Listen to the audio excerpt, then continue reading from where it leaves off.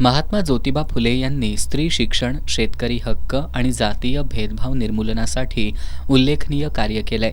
महाराष्ट्रात त्यांनी अभूतपूर्व शैक्षणिक क्रांती घडवून आणली.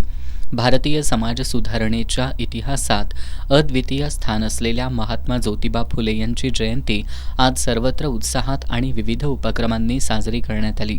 कोल्हापूर शहरातील विविध पक्ष संघटनांच्या पदाधिकाऱ्यांनी बिंदू चौकातील महात्मा ज्योतिबा फुले यांच्या पुतळ्याला पुष्पहार अर्पण करून अभिवादन केलं.